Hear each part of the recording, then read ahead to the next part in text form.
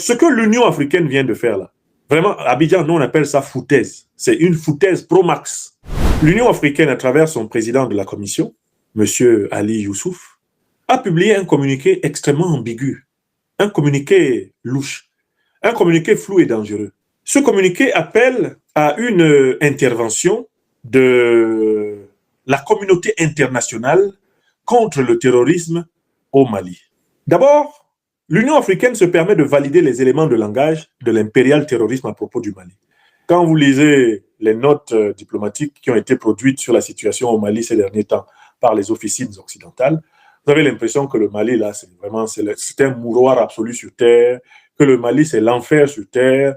Ah, le Mali est encerclé, le Mali est étouffé, le Mali est asphyxié, hein, le Mali est mourant, le Mali, mais écoutez, c'est un capharnaüm, le Mali, c'est une tragédie sur pattes. Ils ont tout fait ces dernières semaines pour donner du Mali une image négative, catastrophique, apocalyptique, effrayante. L'Union africaine joue ce jeu, salir l'image du Mali.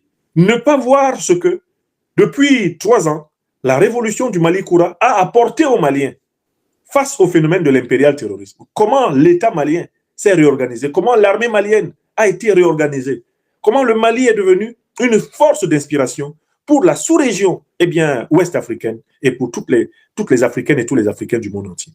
Mais le communiqué va plus loin. Il prétend que la communauté internationale, entendez bien par là, l'alliance politique et militaire occidentale de l'OTAN, devrait intervenir au Mali pour combattre qui? Les terroristes. Ainsi, le communiqué de l'Union africaine veut reconduire la solution qui justement n'a pas marché. Donc pendant plus de 10 ans, l'OTAN, l'Union européenne, l'ONU, la force Serval, la force Barkhane ont échoué à combattre le terrorisme. Et l'Union africaine se permet de leur demander de revenir. C'est une foutaise. La troisième chose qui me choque dans ce communiqué de l'Union africaine, c'est que ce communiqué appelle la communauté internationale, entendez là encore l'alliance politico-militaire de l'Occident, à faire de l'ingérence sous couvert de lutte antiterroriste. C'est-à-dire à violer la souveraineté du Mali, à violer la souveraineté du Sahel au motif de venir combattre le terrorisme. C'est la même manipulation qu'on utilise pour attaquer tous les pays du monde dont on veut piller en réalité les richesses pétrolières, les richesses gazières, les richesses aurifères, diamantaires, etc. Enfin, le communiqué de l'Union africaine est choquant parce que, en fait, qui a fait venir Al-Qaïda et l'État islamique en Afrique?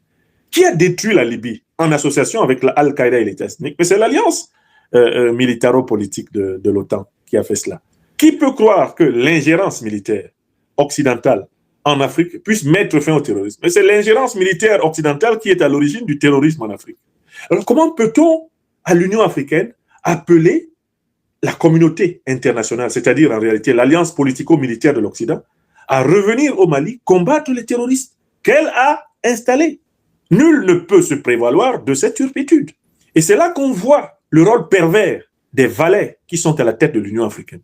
On se rend compte qu'en fait, ils sont à la recherche d'alibis, ils sont en train de vouloir servir des prétextes à leur patron du néocolonialisme, de l'impérialisme occidental pour une nouvelle agression contre l'Afrique. Depuis pratiquement 5 ans, on observe que les grandes puissances occidentales, au Conseil de sécurité des Nations Unies, essayent d'obtenir une résolution leur permettant d'intervenir et d'agresser, de violer la souveraineté africaine. Heureusement que l'alliance diplomatique entre les pays panafricanistes de l'Alliance des États du Sahel, la Fédération de Russie et la Chine, ces derniers temps, a fait blocus au Conseil de sécurité des Nations Unies. Car si il n'y avait pas eu cette résistance russe et chinoise au Conseil de sécurité des Nations Unies, on aurait déjà eu des résolutions de l'ONU autorisant les armées occidentales à agresser le Sahel, comme ça a été le cas précisément de la Libye en 2010-2011. L'Union africaine ne doit pas appeler la communauté internationale à intervenir dans les affaires souveraines du Mali, dans les affaires souveraines du Sahel.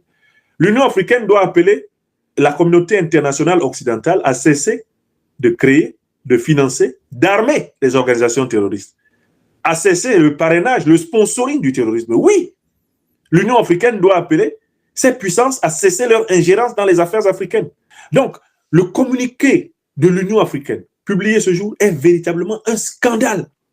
Il s'agit d'un communiqué de Judas Iscariote. C'est un communiqué de traître, c'est un communiqué de Ponce Pilate. Il s'agit d'un communiqué de valet de l'impérialisme, du néocolonialisme occidentaux. C'est un communiqué honteux. Et je sais que les plus hautes autorités de l'Alliance des États du Sahel ont parfaitement conscience de la nécessité de contrecarrer les intentions exprimées dans ce communiqué et d'en démentir les prétentions.